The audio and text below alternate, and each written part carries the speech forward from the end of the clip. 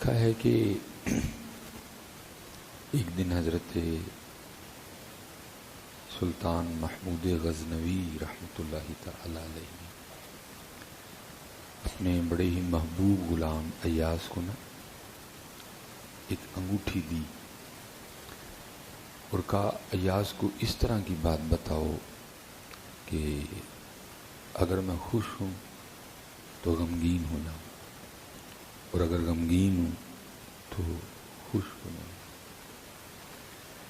کیونکہ حضرت جی حکمت عطیہ خداوندی ہے، اللہ جس کو چاہے عطا کرے. ٹھیک ہے، نہ اس کا کوئی برادری سے تعلق ہے، نہ اس کا کوئی خوبصورتی سے تعلق ہے، اور نہ اس کا کوئی پیسے سے تعلق ہے. یہ اللہ کی عطا ہے، اللہ جس کو چاہے عطا کرے. اور اللہ عطا فرماتا ہے. اللہ حضرت محمود غزنوی رحمۃ اللہ تعالی علیہ، آپ تو بادشاہ تھے اور عاشق رسول تھے. ان کے لیے کتابوں میں لکھا ہے کہ یہ ہر روز 1,00,000 بار حضور نبی پاک علیہ الصلوۃ والسلام کی بارگاہ میں درود و سلام کا تحفہ پیش کیا کرتے تھے.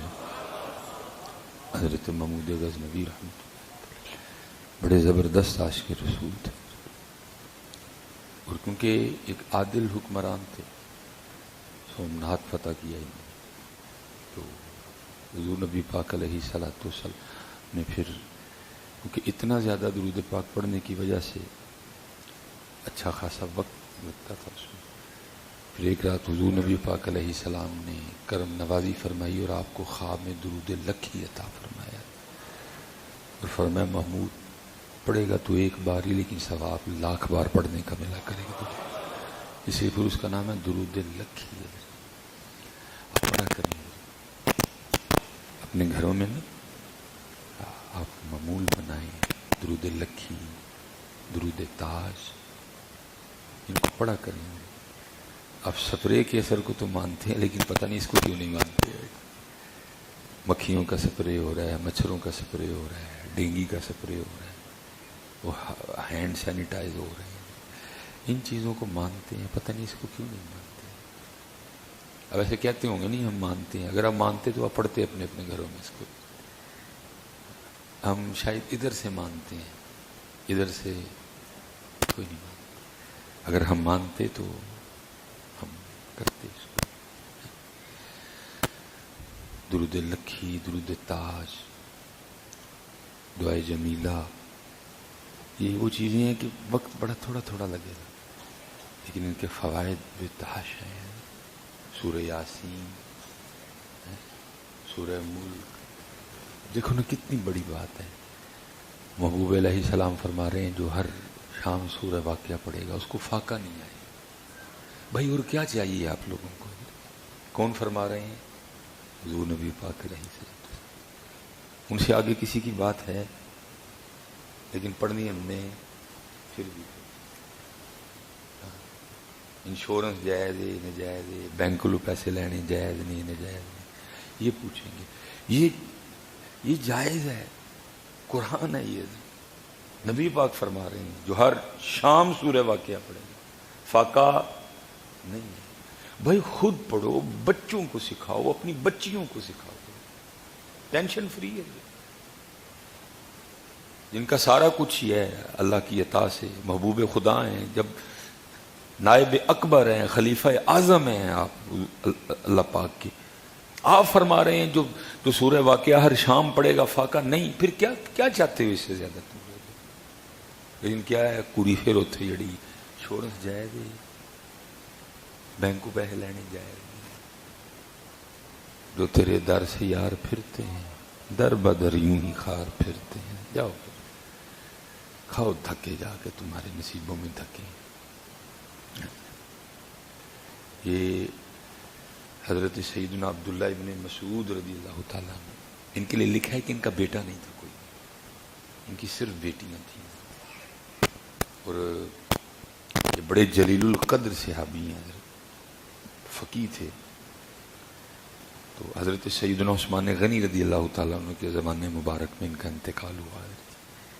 تو جب انتقال کا وقت قریب آیا نا تو حضرت سیدنا عثمان غنی رضی اللہ تعالیٰ عنہ آپ کی عیادت کے لیے تشریف لے گئے. اور بھی کافی زیادہ باتیں ہوئیں. تو آپ نے فرمایا عبداللہ تمہارے تو انتقال کا وقت قریب ہے، تمہاری حالت بتا رہی ہے، تمہاری بیماری بتا رہی ہے، تو اگر تم کہو تو میں تمہاری بچیوں کے لیے کوئی روز کے پیسے نہ مقرر کر دوں، تاکہ تمہارے انتقال کر جانے کے بعد تمہاری بچیوں کو کسی قسم کی پریشانی نہ ہو. ظاہر ہے والد کا انتقال ہو گیا، بھائی ہے کوئی نہیں، تو پھر کیسے ہوگا؟ پھر کیسے؟ جیسے آپ آگے سوال نہیں حضرت ویسے بھائی جائز نجائز والا مسئلہ بعد میں وہ ایک اور بحث ہے. میں آپ کی باتوں کا نہیں حضرت دیکھو نہ پیسے جمع کرا چھڑنے پتہ نہیں 18 سال بعد کی حالات ہونے نے کی نہیں ہے. لیکن یہاں سنو، تم تو 18 سال کی بات کرتے ہو نا، ذرا اسی وقت کی بات سنو. حضرت آپ کا انتقال ہو گیا اگر اس بیماری میں، تو بچیوں کا گزر بسر کیسے ہوگا؟ اگر عبداللہ ابن مسعود اگر تم کہتے ہو تو میں تمہاری بچیوں کا کوئی روز کا خرچہ مقرر کر دوں. آپ نے فرمایا امیر المومنین میری بچیوں کو آپ کے خرچے کی کوئی ضرورت نہیں ہے. حضرت سیدنا عثمان غنی رضی اللہ تعالیٰ نے فرمایا عبداللہ کیسی بات ہے، ان کو کیوں ضرورت نہیں ہے، کیسے ان کا گزارا ہوگا؟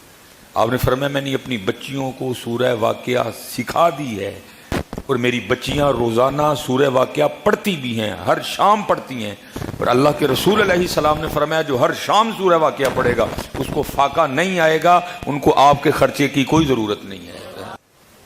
نہیں سکھائیں گے ہم، پھر بھی جو تیرے در سے یار پھرتے ہیں در بدر خار. دوجی گل ہی میرے خیال سے حضرت جی قربان صرف دو، ایک سورہ یاسین دوسرا سورہ واقعہ، باقی میں نے کہہ رہا نہیں اس کو حضرت جی صبح وہ شام کو یہ اور پھر سورہ ملک، تینوں کو تو حضرت جی لازم کر لو. اللہ کی قسم ہے سکون اتر آئے گا آپ کی زندگیوں میں.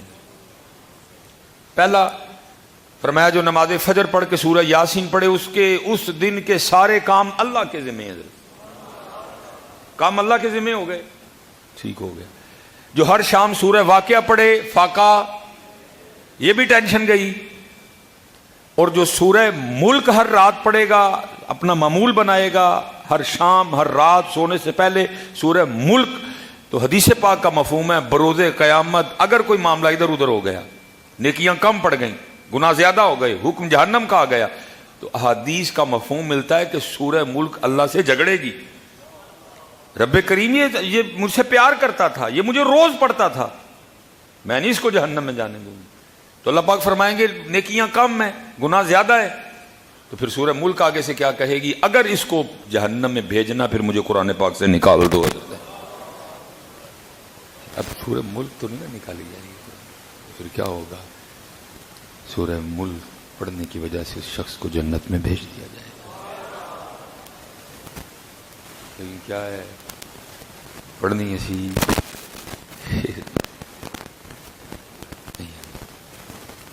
سکھاؤ اپنے بچوں کو یہ وہ ایسے ویسے ایسے سکھاؤ اپنے بچوں کو.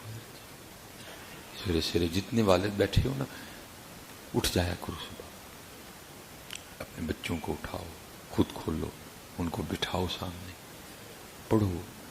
سب پریشان ہیں، سب چہروں پہ پریشانی لکھی ہوئی ہے، اور پریشان صرف اس وجہ سے ہیں کہ جو انہوں نے دیا ہم نے لیا، جو انہوں نے کہا ہم نے کیا نہیں. جو تیرے در سے یار پھرتے